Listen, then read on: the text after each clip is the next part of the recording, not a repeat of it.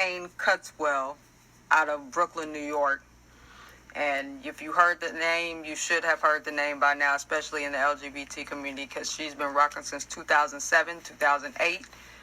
And I remember following her. And it could have been on a platform before even Facebook. It could have been MySpace. I can't remember what we were doing back then.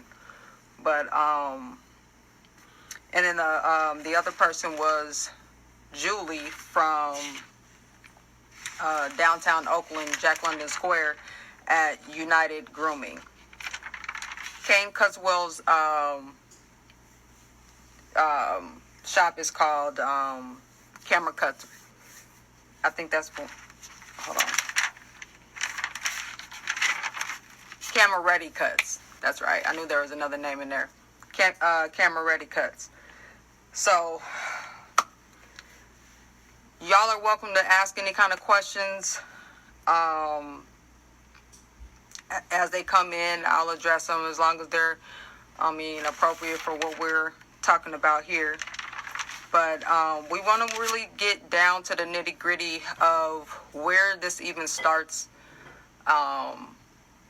where it's okay to be about money so much as a barber, but when it comes to someone who doesn't do exactly what you do in the bedroom or in their personal life, why you don't want their money.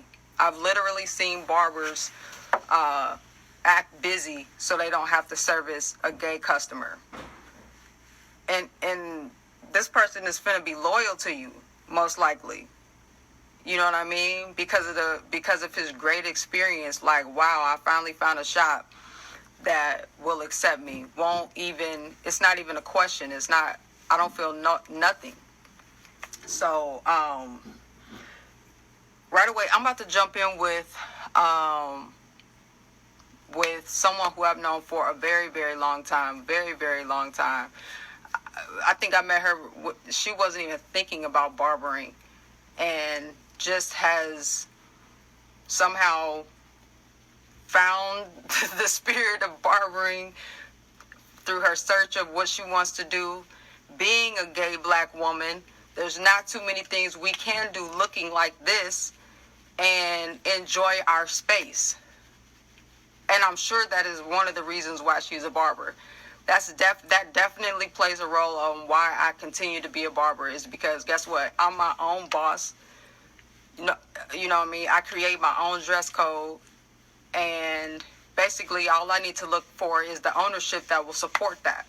So let me get in and let's talk to Christian about what she's doing. Bam. Grab my water.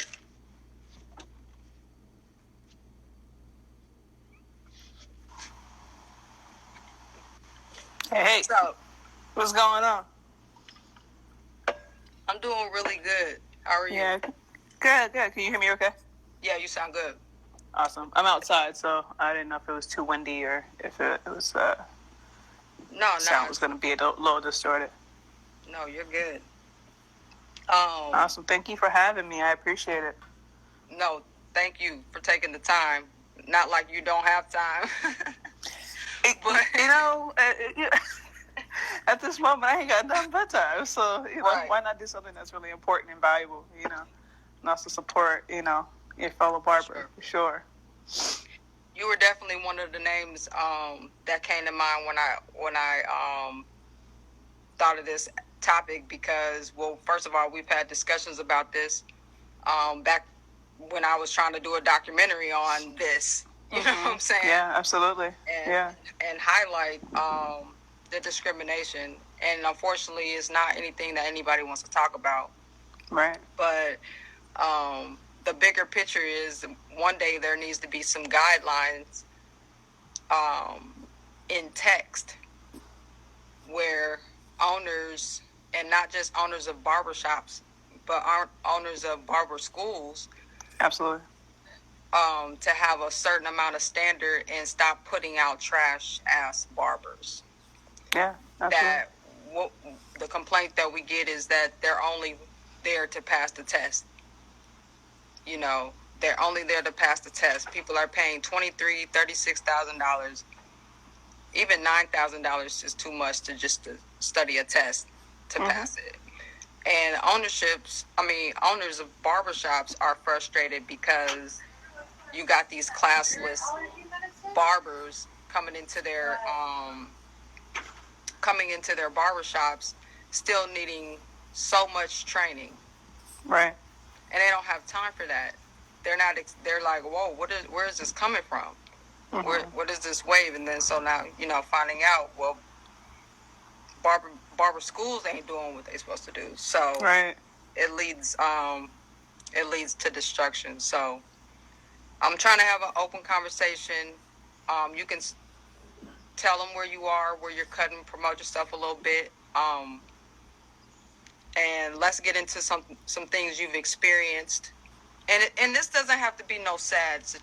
There's a lot. Absolutely not. So much positive barber stuff that you know what I mean. But I know that you make sure our people are taken care of. And, absolutely. Yeah. Yeah, definitely.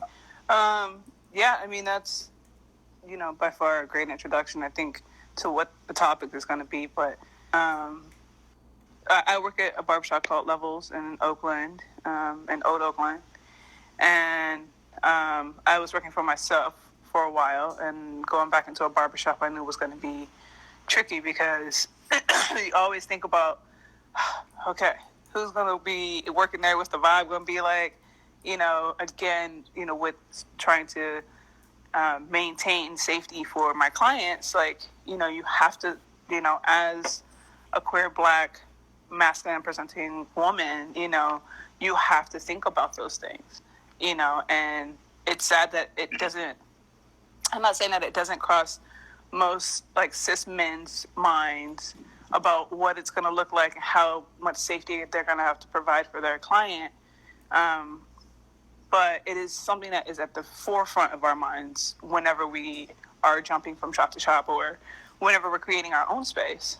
And so it is sad that has to be something that is talked about. And it is across the board. It is in every single, city worldwide. Yeah. That the standard is, if you don't look like this, then, you may or may not get service. Or you may get service, but then what comes with that, right? Is it the discomfort? Is it you are getting a really terrible haircut? Is it you're not giving me what I asked for? Is it I'm getting hit on? Is it I'm getting questioned about my sexuality, but in a negative way? Because the misconception is we can't have conversations about sex or relationships or all of these things without there being disrespect involved, And so I welcome those things, but I welcome them with boundaries and with professionalism and with safety. No, you're not going to disrespect me or anyone sitting in my chair. Yeah. But by any means. And so I think that, when it comes to creating safe space, it's not that hard. It's like... Right. But have you walked in a shop and the owner identify what, the standard is as far as we don't talk about gay people? I wish, like that. Right. That is not. How many times have you even really signed a contract? Honestly, never. What I mean? I've never signed a contract. I've never signed a contract. I've never been.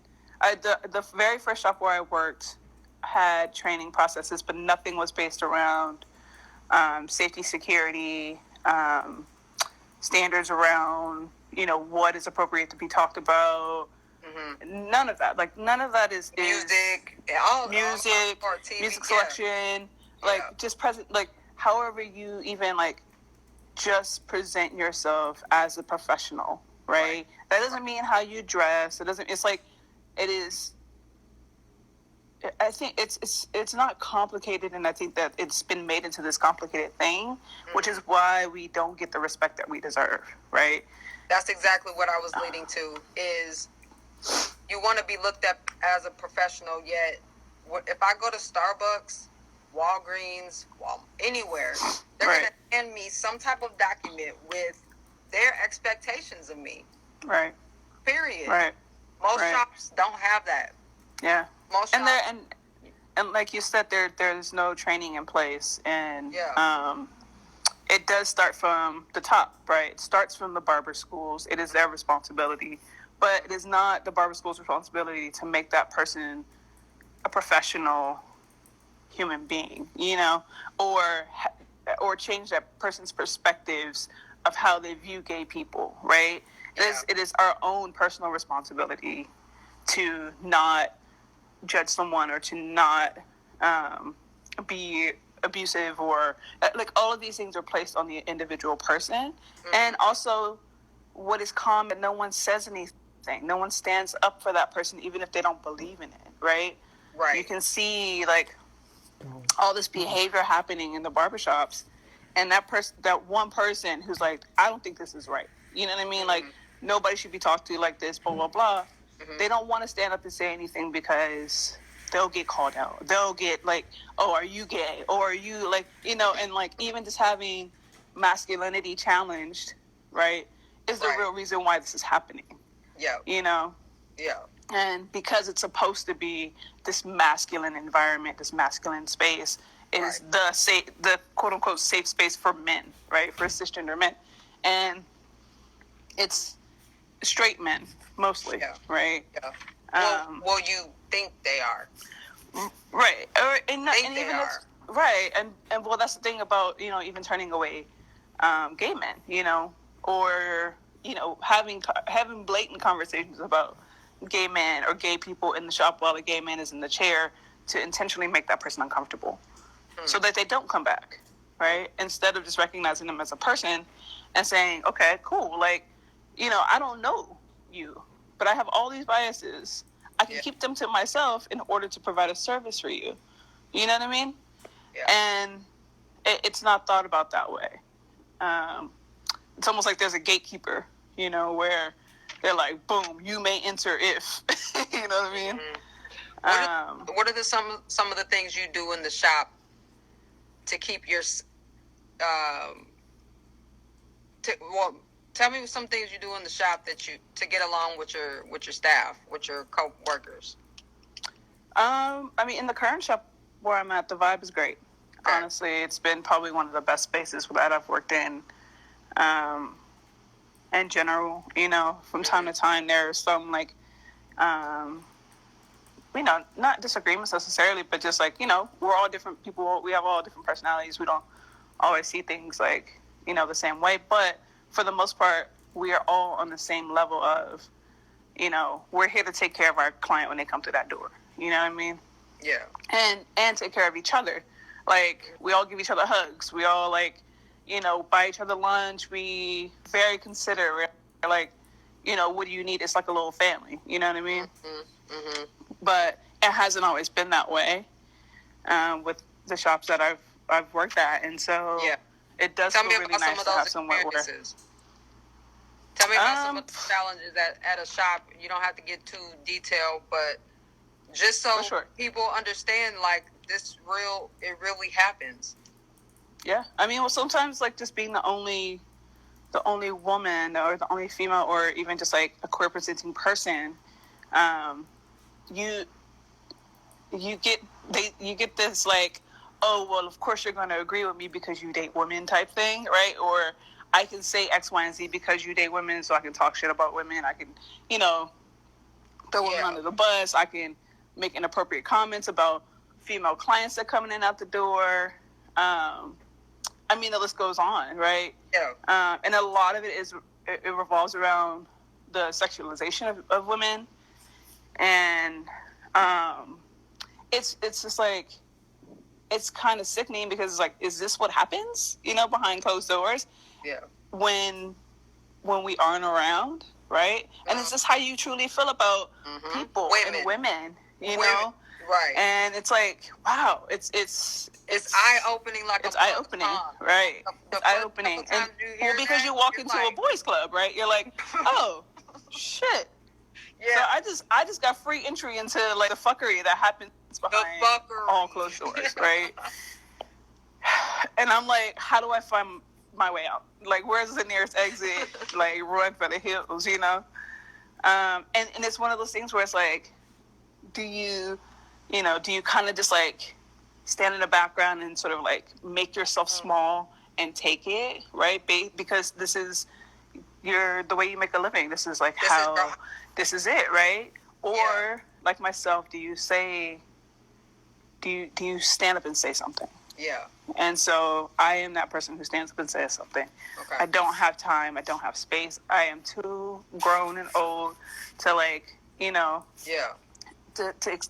go through any of that again, right? Or I refuse to take myself through that experience, and I refuse to have anyone else be put through that experience because I don't want that to be their story. Yeah. You know what I mean? Like where nobody said anything. Like I sat in this barbershop and they were just talking all sorts of shit and like no one said anything. No one said anything. And all it takes is that, chill out, pipe down, like however you need to say it to make that person pump their brakes or people, whomever, like that's all it takes. Yeah. So the things that I would experience, like I would get backlash. I would be like, oh, you're being sensitive. Oh, we can't say nothing around her. Right. So let's just, Right. and then it turns into like this, now they're just being petty, and some sort of like retaliatory, like comments will be made or like, all of these things. Mm-hmm.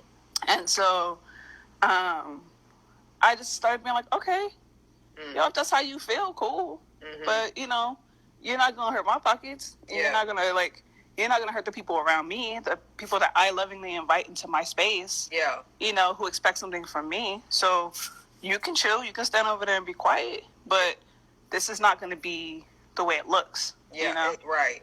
And right. Like it would suck because I would be with you. Yeah, it would suck because I would be the only one saying something, right? So then it's like, then I'm the anomaly when I'm already an anomaly, right? Right. I'm like, damn. Oh, okay, well, but if that has to be, what it is, and that's what it is. Yeah. But then do I then worry about my safety? Am I concerned about like what's going to happen to me or what's going to be said about me in a space where I work, And we don't have HR. There's nobody here that I can file a suit with like, this is total sexual harassment. This is all of these things. That's not the way the barber world is set up. That's not the way our jobs are set up. We barely got good health care. Do you know what I mean? Like, for real. So, this is exactly why we're having this conversation because, getting into this industry, it was fun. When I got in, it was fun. When you started barbering, it was fun. It was fun. I mean, we were looking out for the community, and Cheney invited us, and what's the woman that did suits? I forgot her name. I think Mary. Yeah. St. Harridan at that time. Combining the haircuts with the suits and things like that. I mean, we were rocking in the Bay Area, though. I miss those days. Yeah, for sure. But where was I going with that? You knew early that you wanted to. Your niche was kind of LGBT. Did you have experiences before even becoming a barber, like yourself walking to a barbershop? Yeah, I mean that was my first. That was my experience being a patron, right? That's what made me want to become a barber. I didn't grow up in life being like, I want to be a barber. This is going to be my thing. When I cut my hair off, I had lost for a while. Then I cut my hair off. I had to start going to barbershops because I was like, I don't know what I'm doing. You know what I mean? Yeah. But I did know that. I did know how I wanted to look. And so I would go in with these, like, I would even bring photos, of like the haircut that I wanted. And I would just walk out as something totally different, or, oh, why you want to get that? Like, I'm like, I just want to fade on the sides. Like, nah, fade's too short for you, shorty. Like, you look too good for all of that. Why you want to look like a man? Yeah. Or, it was like, there were so many things across the board. I got hit on totally, like, too many times to count, and, for anyone who knows, like, it's an intimate experience. Like, this person's touching your body. You know what I mean? Mm-hmm. And for that person to then be like, damn, you want to, like, can I take you out? Like, you hella cute. Like, why you date girls? Like, all this stuff. Like, and I'm like, things that you don't remind yourself of. You just, you're in motion with your life, and then it's like walking out of the bathroom and women telling me I'm in the wrong bathroom. Right. I'm in the wrong place. Right. Yeah. How the fuck you gonna tell? Right. Look, because I'm black don't mean I can't read, goddammit. Right. Right. I read a picture. The bitch has on a dress. I don't have on a dress. But I know where I'm supposed to go. But also, like, that doesn't matter, right? Like, did I try to accost you while I was in there? Or did, either way, right? Because it doesn't matter. It's just, that's the presentation and it's how we're being looked at. And it's this notion that we aren't safe people. You know what I mean? Like, queer people aren't safe in general. Mm-hmm. Where we are not the ones, right? Mm. We're not the ones who have created the way that people think about us. Mm. You know what I mean? Mm-hmm. And so living in a heteronormative world where these expectations are constantly placed upon us, and all we try to do is fit into whatever box they want us to make them feel comfortable. And we're still looked at as, these foreign creatures of the world. So how else are we supposed to be treated, mm-hmm. right? Mm-hmm. Some people treat their dogs better than they treat humans. Yeah. You know what I mean?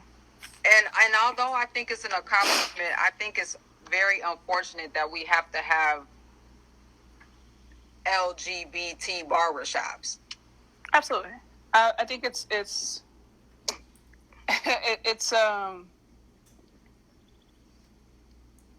I think it diminishes us, to stay in our lane, basically. Yeah. You know what I mean? To stay in our group. Like, that's for y'all.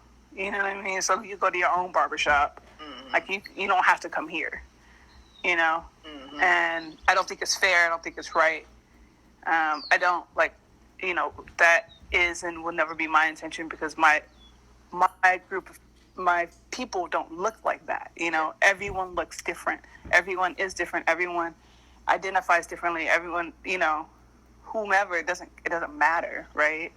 And I think all it takes is people just seeing that, like, we're not the same, mm-hmm. but we are all in the human form. You know what I mean? So, like, it doesn't matter. And all we want is a fucking haircut. Mm-hmm.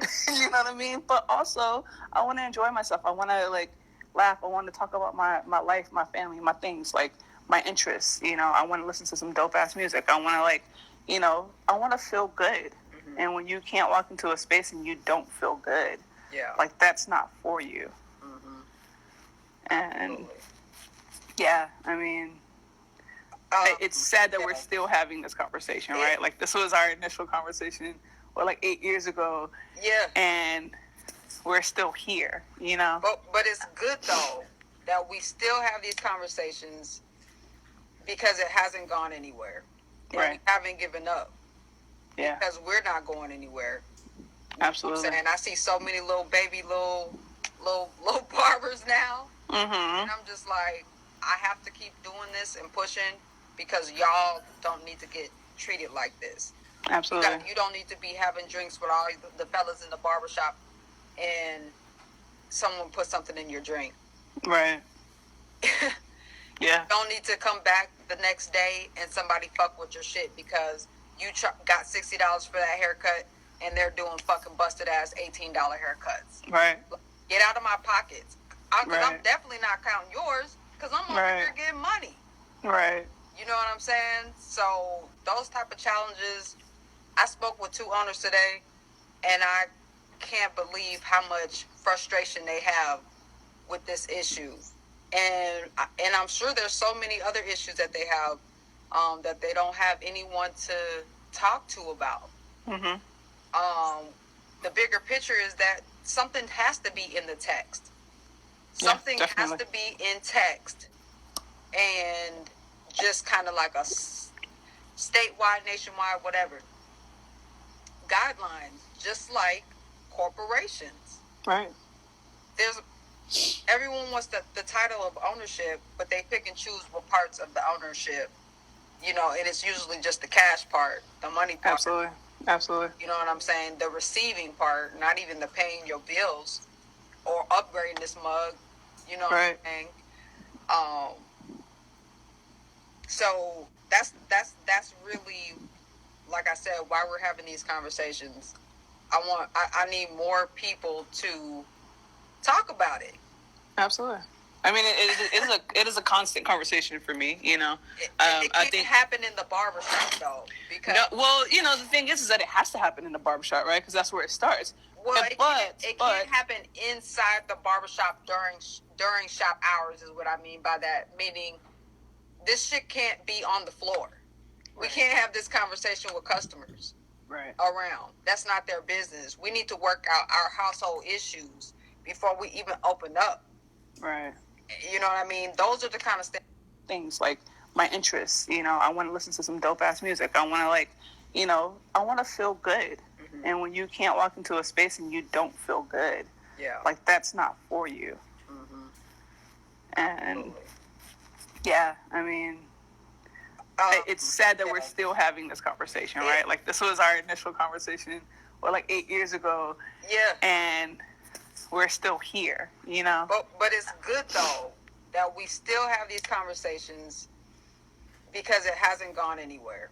And right. We haven't given up. Yeah. Because we're not going anywhere. Absolutely. You know what I'm saying? I see so many little barbers now. Mm-hmm. And I'm just like, I have to keep doing this and pushing because y'all don't need to get treated like this. Absolutely. You don't need to be having drinks with all the fellas in the barbershop and someone put something in your drink. Right. Yeah. You don't need to come back the next day and somebody fuck with your shit because you got $60 for that haircut and they're doing fucking busted ass $18 haircuts. Right. Get out of my pockets. I'm definitely not counting yours because I'm over here getting money. Right.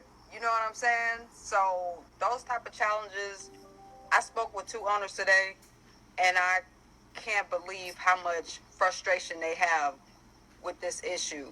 And I'm sure there's so many other issues that they have that they don't have anyone to talk to about. Mm-hmm. The bigger picture is that something has to be in the text. Something has to be in text and just kind of like a statewide, nationwide, whatever. Guidelines, just like corporations. Right. Everyone wants the title of ownership, but they pick and choose what parts of the ownership, you know, and it's usually just the cash part, the money part. Absolutely. Absolutely. You know what I'm saying? The receiving part, not even the paying your bills or upgrading this mug, you know what I'm saying?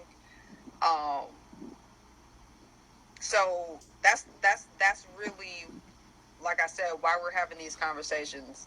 I need more people to talk about it. Absolutely. I mean, it is a constant conversation for me, you know. It can't happen in the barbershop though, because well, you know, the thing is that it has to happen in the barbershop, right? Because that's where it starts. Well, it can't happen inside the barbershop during shop hours is what I mean by that. Meaning, this shit can't be on the floor. Right. We can't have this conversation with customers around. That's not their business. We need to work out our household issues before we even open up. Right. You know what I mean? Those are the kind of standards I'm talking about. Absolutely. Owners need to be ready to be owners, and they need to know what are their expectations. No one there's no ownership expectation for barbers. Yeah. So you can't even be mad that they treated like a hustle the way that they do. There's no guidelines. And the state boards continue to lower our levels, lower our hours and things. Mm-hmm. You know what I mean? But the price doesn't go anywhere, right? Like it's still the same amount of money, but you know they're like, we're gonna take your money for sure. Like, give me that, thank you, I appreciate it. But yeah, the standards are absolutely low, and they're hiring the wrong standards, right? Like, it again, like we're talking about, like this should be on a federal level. Like the standards to get your license to cut hair are so astronomical sometimes, you know, like the hoops you have to jump through. Mm-hmm. But there, again, like you're saying, like there isn't anything once you step into that shop that has trained you to come in contact with people. You know what I mean? Like, you're cutting doll heads. Yeah. Right? But you walk into a shop and you think, oh, it's all Gucci. It's going to be like, you know, the shop that I go to in the hood that's from 20 years ago, you know, where nothing has changed, right? There are no conversations about change, you know? And you treat it as such. And that's, the owner is going to want to take your money because they need it, you know what I mean, to keep their business alive, to sustain. Right. So, again, it starts from the top. It starts in ownership for sure. For sure. Having those conversations about what the standards are. I'm a huge believer of that, a firm believer of that. And I don't own my own shop, so me having conversations about standards is just me having a conversation about standards. You know what I mean? It's like that's as far as it goes, right? Like I can't tell you what to do. I don't pay your rent. You know what I mean? Yeah. But you do, and so you would expect to like hold yourself at a certain standard, right? To sustain your business. Like you are your business.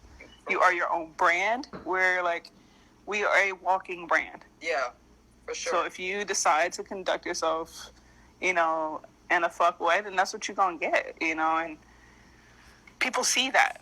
And it's also 2020. Yeah. And times are changing based on who is a patron at the barbershop, you know, and people are seeing that. And so I again, am not trusting in my clients to help make those changes. It is like whatever I can do, whatever conversation I can have. If I'm like, yo, you're bugging, like you need to like chill out, then that's what I can do, right? But yeah, I wholeheartedly believe that there should be something in writing for sure. We got to get something in writing. Cool. I'm glad you're on board with that. There's not even any point in me asking you really hella scenarios because it's repetitive. It's repetitive. And then there's a whole nother side, the women that aren't aggressive or androgynous, that wear what they wear and what they got to deal with, and feeling pressured to sleep with, you know, the owner or whoever to get a seat. I mean, I've heard crazy stories that need to be discussed and those women need to be able to say, I still want to be a barber. They have somebody to call, a 1-800 number, anything that we can start to really regulate. You know what I mean? Absolutely. Barbers get regulated kind of by the owner. Right. But the owner is not regulated by anybody but the business license. You got to pay that $50 or $75. Establishment license. Right. They're not coming in there and. But there's nothing holding him accountable or them accountable. Yeah, absolutely. Absolutely. That's I'm really glad that we have this pause and barbers absolutely can't work. Like, absolutely can't work. You know what I mean? Some are, though. But, some are out there doing it, you know, which is irresponsible, people. It's irresponsible. Please stop doing it. It is irresponsible. It is. Sit down and figure out another hustle. Go apply at a grocery store or something. But, like, you can't be out here cutting people's hair. Yeah. It's irresponsible. It's a hard one because the facts was Georgia spiked like a mug their weekend. You know. Well, I mean, I'm not a conspiracy theorist. Sometimes I am, but like, you know, in a predominantly black state, like I think that it was purposeful that they did it that way because the numbers were low in Georgia, and they're like, well, how do we get our marginalized communities to get this disease? Man, you know what I mean? Like it is bigger than us. It's bigger than us, and that's why I refuse to do it. Yeah. I refuse to put anyone at danger, myself, my family, my clients, who are considered my family, like that it is irresponsible for people to be touching other people so closely at this time. Right. I was literally adding it up. I had to stop. I was adding up when I was getting text messages. I was like, damn. Man, that was $600 a day. Yeah.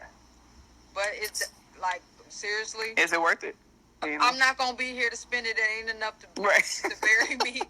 Ain't nobody get my money, so hey, listen. So it don't make sense. I can't do it. You know what it is a great time to do? But this is a great time to reassess your finances. Yeah. See like how we're not spending money right now. You know.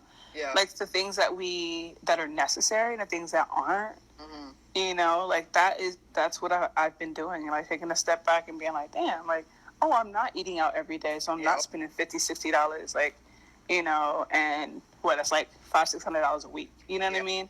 Yeah. And so now I got all that extra money that I didn't have to shell out, so I can put that into a savings. I can build, you know, I can pay into, you know, healthcare. I can pay into like dentistry, all that shit, like all the things that we're not thinking about as barbers that we need to be concerned about because we don't have a safety net.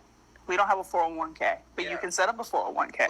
We can, yeah. You can set up a retirement plan. Mm-hmm. You can look into that, and all you have to do is pay into it. Right. There's, you know, like all these barbers always yelling, "We ain't got no right."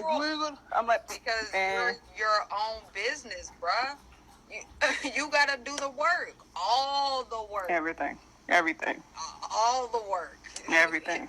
That's what I'm saying. People keep picking and choosing, thinking they bosses, and it's like, nah, it's like a whole circle, not a half circle. Right. Yeah. Right. Yeah. For sure. I think that's it with my questionings as far as that goes. I'm glad you're doing well. I heard California probably won't open up for barbershops for a couple months, so yeah, hang in there tough. Oh yeah, you know, the thing is, we're artists, you know what I mean? At the end of the day, I think it's important to find, you know, something else that feeds you and that can feed you financially as well, you know? So yeah, that's what I'm doing. And, you know, we have clients that'll support us in a business endeavor. So, yeah, you know, barbering isn't the end all be all for us, you know what I mean? You know, though, we barbers though. I know, like the first 2 weeks, I was like, man, I'm not doing nothing else. We had that little itch, that little tingle, I ain't doing nothing else. Right. Like, damn, I might need to start a different kind of company. Right. I need to be thinking about, okay, seriously, if this shit don't, damn, RIP to the barbershop.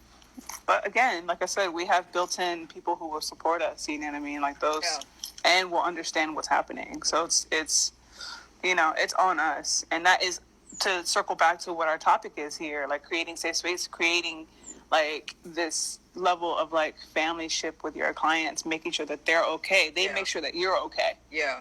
You know what I mean? Yeah. Like, I think that it's really important to recognize that. And what happens when people don't create safe spaces is that folks just come and go. Yeah. You know, their turnover rate is high. Mm-hmm. Their barber turnover rate is high because they're also not making their barbers feel safe. Mm. You know what I mean? So like, you know, again, so, you know, new folks joining, like how, you know, we're talking about safe space in barbershops and implementing something on paper to make sure that there is a system set in place for barbers who have the proper training to know how to professionally behave in barbershops. Absolutely. For everyone. So, you know, these all go hand in hand. Yeah. You know? So I really appreciate you having me. It's a dope topic. Yeah. And again, something that's going to constantly be talked about until there is some change affected, you know? Yep. For sure. Yeah. I appreciate you. You can hang up on your end, but like I said, stay strong over there. And I know we're going to talk again because you need to be one of those advocates. Honestly. Absolutely. You know what I mean? To push this and see what happens. So. And I'm here. So, you know, again, I ain't got enough time. So, you know, whenever you need me, I'm here, homie. Thank you. All right. Bless.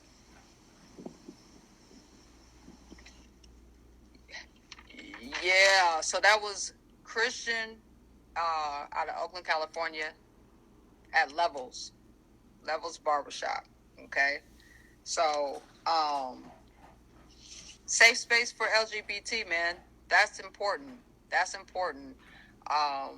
Just like we want to walk into stores, and I say we, I mean Black or people of color, when you walk into Walgreens, you don't want to be followed based on your skin color.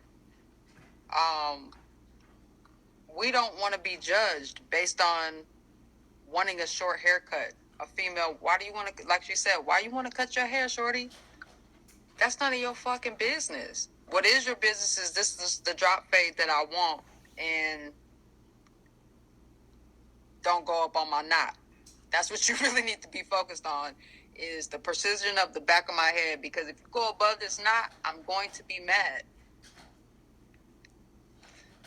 Giving real consultations to people that they don't understand. I get so many female dyke, stud, aggressive, androgyny, whatever you want to call it, women coming in my shop with their hairline pushed back.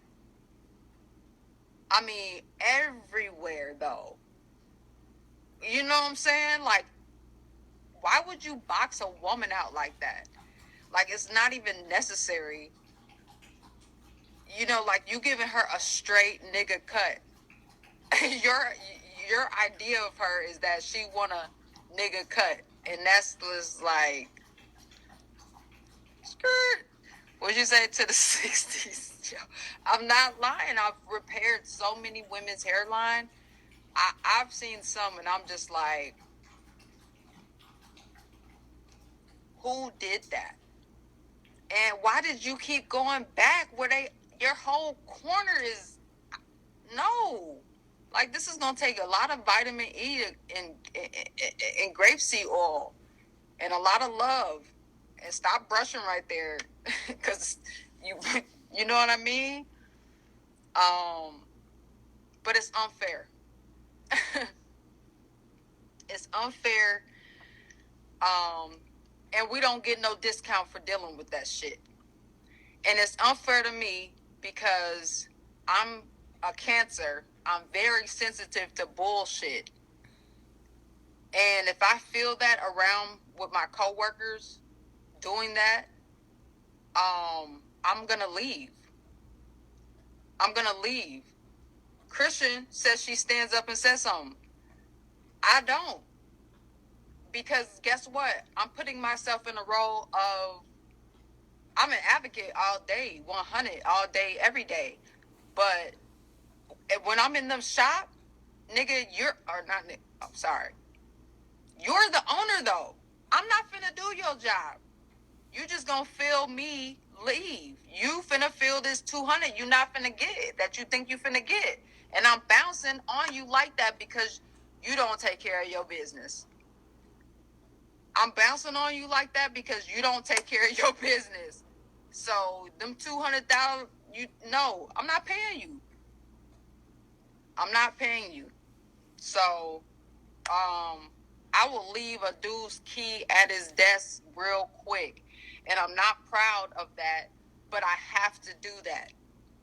I have to do that for the younger barbers that is coming up after me. That, oh yeah, I had a barber, Sean, and that bitch didn't play. That motherfucker left me, she owed me $400. You motherfucking right. Stop treating me like shit, because I'm giving it right back to you. You don't know how many stories I come home and tell my girlfriend that happens at the shop. And she really didn't, she knew a little bit about barbering, but the shit is real. Like, at first she was not really listening to me. Like, yeah, things happen at the shop. And then I'm like, no. I have to quit. This nigga tried to punch me. You don't understand. I have to quit because I'm going to get hurt. I'm going to go to jail, or I'm going to die. Like, this is what it's coming to at this location. And to have no warning of the fuckery that's about to happen in your day and have to leave like that, and it's the 16th or 17th day of the month, and your mortgage is finna come back up, and you gotta make real motherfucking decisions. Like,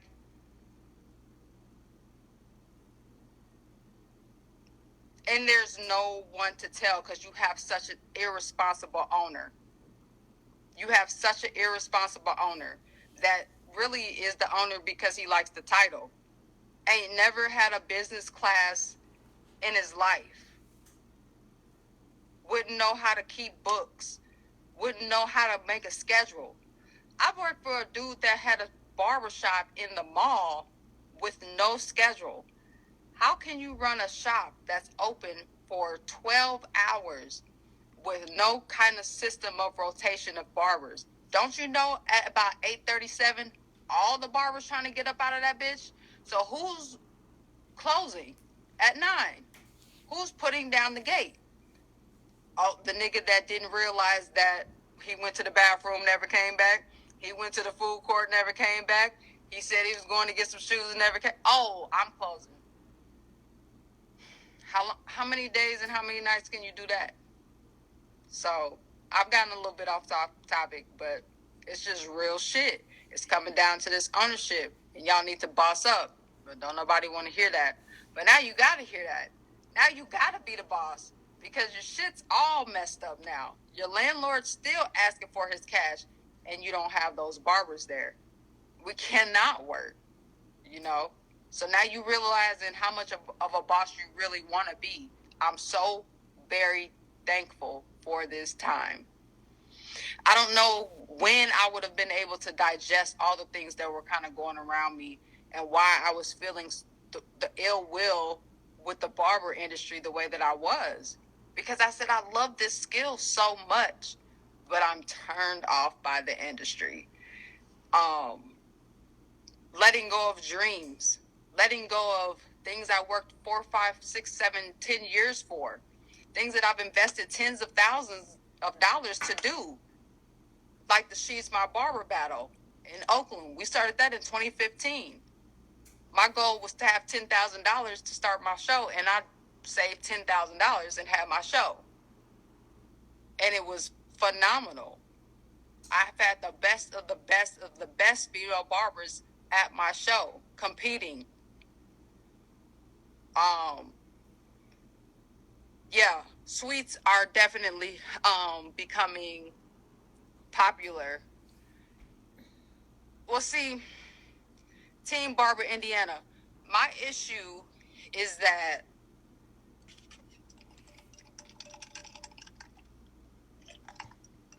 we got to have structure in the schools better.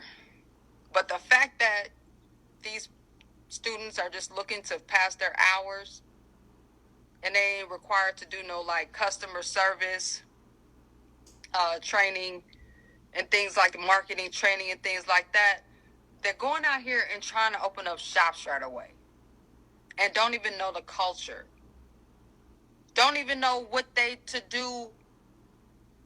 Oh, that TV's loud. Don't even know what to do if a LGBT situation like we've been talking about does come up in their shop. They don't know what the hell to do. That's why they quiet. You know what I'm saying? So it's a joint effort. Everybody's responsible. But it starts at the school. It really starts at the board.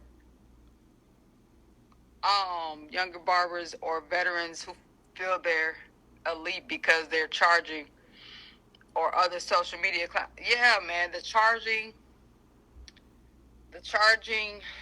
I don't know how I feel about that. I feel like if you're traveling, then yeah, your fee can be endless, and that's your prerogative.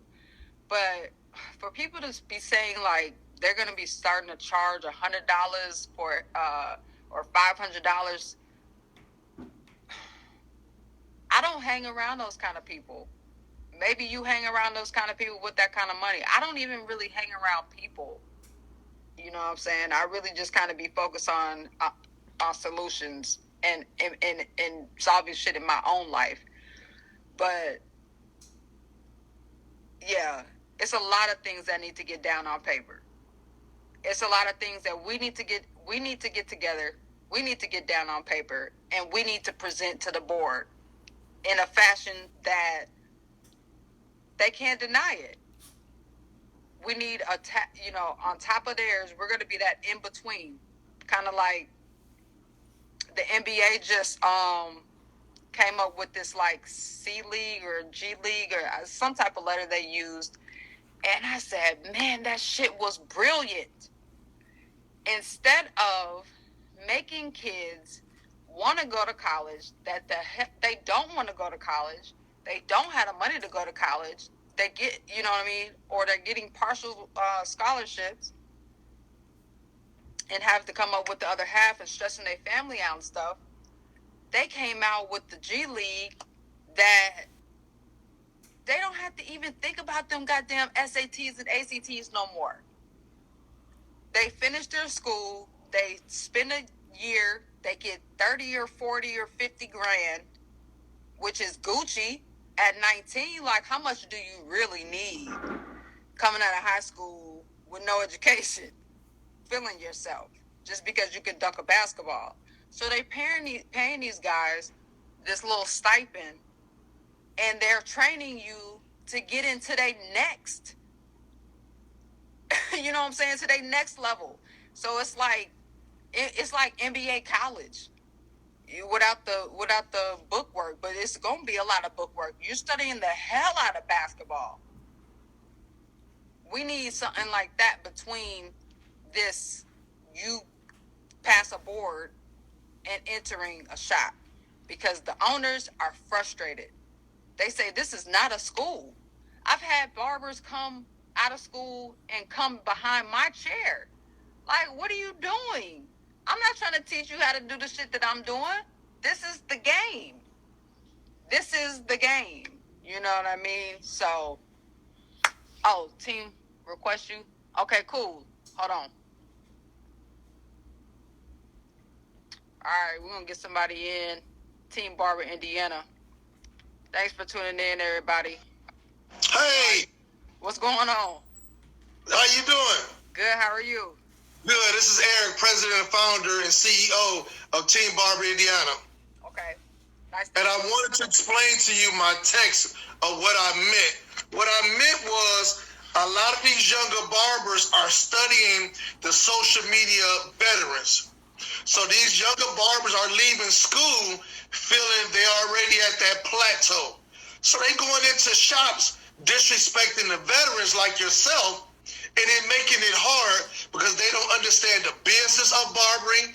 They don't understand the lifestyle of barbering. Right. They don't understand the culture of barbering. Mm-hmm. Then on the other hand, you got the veterans who charging 40, 50, 60, 70 bucks for a haircut and shave. They feel they're at the plateau to compete with the war-renowned educators for Andes, Walls, Babyliss, or whatever it may be. Mm-hmm. So the veterans ain't making it no better because they disrespecting their operators as well. That's where the fight came in when you said you had a situation that you was finna get into it with the owner. Mm-hmm. Mm-hmm. And it's unfair. Mm-hmm. Especially in the Midwest, especially in Indiana, in the Midwest where I'm from, the studio suites are becoming very popular because we've been having gun violence in the barbershops. We've been having fights in the barbershops. We've been having everybody getting high, the dice game, and it's getting out of control. Wow. Yeah. Thanks for tapping in and saying that. But yeah, it's a problem, and I'm just pushing the idea that, like I said, it needs to get on text. You know what I'm saying? Yes. Everybody in every state, you know what I mean? Every shop, they have their experiences. They have what they have their part. And we all need to, the people that care enough, join together and have these conversations. Then present something to whoever's next up in charge. Yes. You know what I mean? And make this a requirement. So it's a lot of work to be done to be considered essential. You know, like everybody with this pandemic is like, I'm essential. Dude, the world is shut down. I mean, the only thing that is still going on is the streets. But everybody has to be in the streets. And you know what? everybody want to be essential, but everybody paperwork is not legit. Hello. Everybody business is not legit. Because I'm sitting back reading, and I'm saying to myself, everybody talking about we cannot file for unemployment. You are incorrect. You are incorrect. But if you would have done your paperwork right, if you would have filed your taxes right, if your shop would have been registered in the state it's representing, yes, you can file for taxes. Yes, you can file for unemployment. Yes, you can file for a business loan. But since your paperwork is not right, you can't file for nothing. Right. Right. And that's unfair. Because I've been following your event year after year after year, just as well as you've been following my event year after year after year. And we both still holding on. Why? Because our paperwork and we following our taxes and we doing everything according to the bylaws. You know how many events that we've seen fall off because of money management is poor, their paperwork is not poor, they just social media clowns doing a lot of talking, but they can't show for nothing. Yeah.